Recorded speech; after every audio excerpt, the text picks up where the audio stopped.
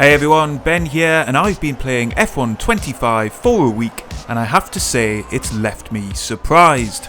My hopes for the title were pretty low after a disappointing 2024 entry. So the big question is, will a sim racer enjoy this latest iteration in the long-running series?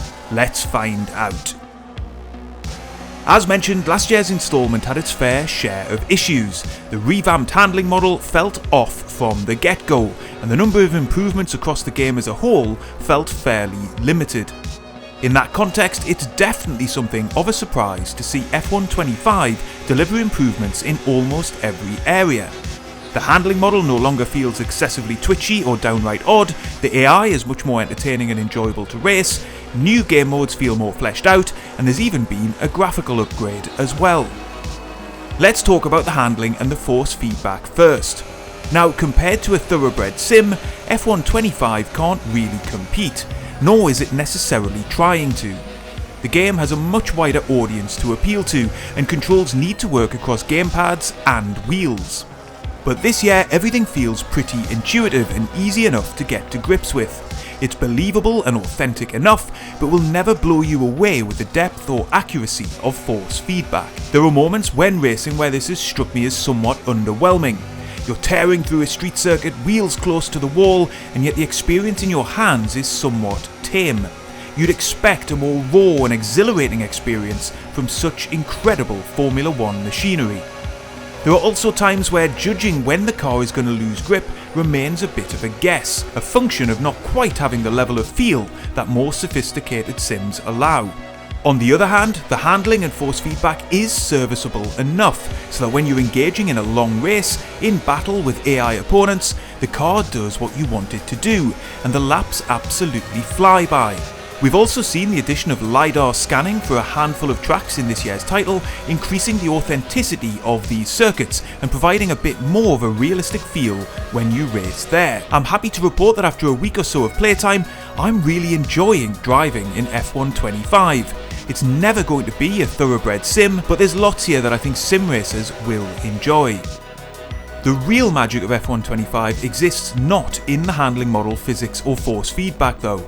Instead, it lies in the wider trappings of Formula One that the game offers, and the total package of game modes and F1 experiences included. The new My Team Career mode offers a complete refresh on previous years, deeper team management gameplay and a slew of new research and development systems. The introduction of title sponsors and more livery editing options is particularly appealing to me, given I can spend hours just tinkering with liveries across all of the sims that I play in, never mind the time I spend racing. Strip it all back and like many titles, there is something of a grind to be endured here. Build up resource points via practice programs, research new parts, build new parts, allocate them to a driver, and begin again. But thus far at least I found that gameplay loop compelling enough, and there's probably just enough interlocking systems to ensure it all remains interesting, without feeling overly convoluted or complex. So my team is where I'm likely to spend most of my time, guiding Broca racing to the top of the pyramid over several seasons. But there's also the opportunity to pursue a driver career, co-op career, a new installment in the Breaking Point story mode, and a bunch of challenges in the still largely redundant F1 World modes. Oh, and there's a tie-up with the official F1 movie too. So yes, we can all complain about the annual release cycle and the amount of content that's carried over from year to year, but the fact remains, you do get quite a lot for your money here. But what does any of that have to do with sim racing? Well, on one level, not a lot. These are game modes designed to give the player something to do, and that is a factor that many thoroughbred sims still struggle to accommodate and leave players hanging between new content releases. However, there are a bunch of sim-light features to enjoy while racing too. F1 25 comes with a better damage model than many sim racing titles, different compounds of tyre heat up and wear at different rates, engines overheat if you're running in traffic, and parts degrade over time. And of course your race engineer is on hand to support with race strategy on the fly. And that's important because safety cars and virtual safety cars can be called during the race in response to incidents on track, including monsoon rain. Red flags can be declared, and I've even seen drivers incur grid drops in qualifying for colliding with others. How deep is the simulation that's running underneath these features? Well, that's up for debate, but in the moment, It all adds to a highly authentic feeling experience, as does the quality of racing on offer from the AI this year. Esports drivers may still complain that it isn't difficult enough, but for me, I've found it provides a very decent challenge set at around 102, which still gives me some headroom to increase it further if I actually get better at the game.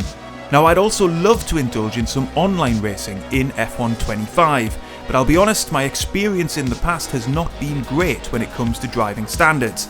I might give it a try at some point this year, but I'm anticipating that the majority of my time on F1 25 is going to be spent enjoying its offline modes. So, where does all of this leave us? Is F1 25 likely to be worth your time as a sim racer?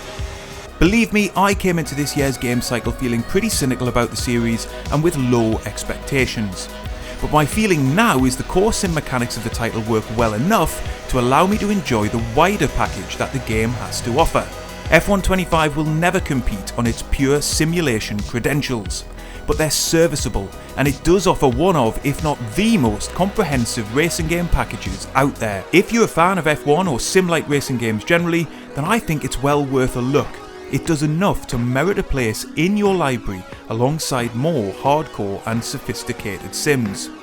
But in the end, if you are interested in that more hardcore end of the sim racing market, then you can check out the video on screen now to see how a series of major sim racing titles is stacking up in 2025 so far.